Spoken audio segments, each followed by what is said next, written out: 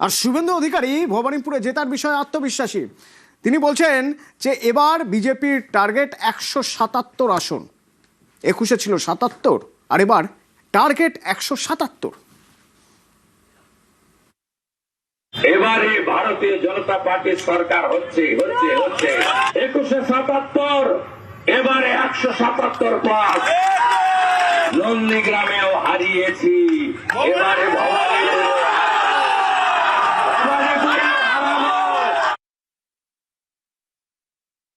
এই প্রথম দেখলাম গতবার 200 পাবে বলেছিল, আজকেবার 200 পার, এবার বলছে 177, আবার অমিত শাহ 170 বলে দিয়েছে।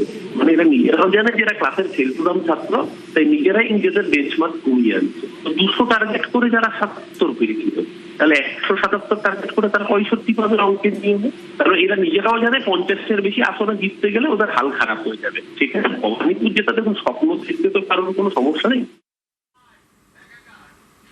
কমিশনের বিরুদ্ধে পক্ষপাতিত্বের অভিযোগ নন্দীগ্রামে কমিশনের বিরুদ্ধে পক্ষপাতিত্বের অভিযোগ। বলা হচ্ছে গতকাল নন্দীগ্রামে সিইওর সঙ্গে বিজেপির লোকেদের ঘোরাঘুরি করতে দেখা গেছে। বিজেপি কমিশন আতাতের অভিযোগে সরব তৃণমূল নেত্রী।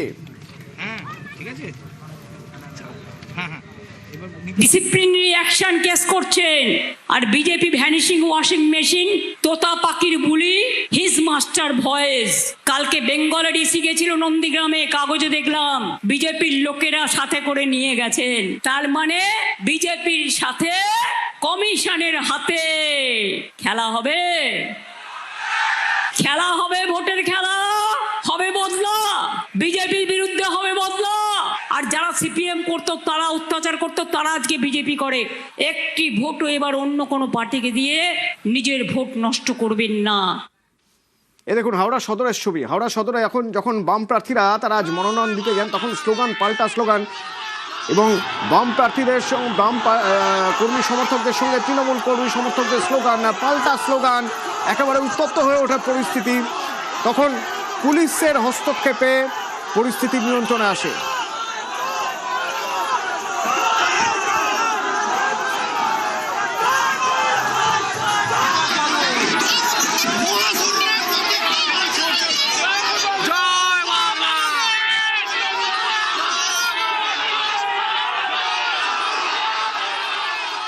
না না কোনো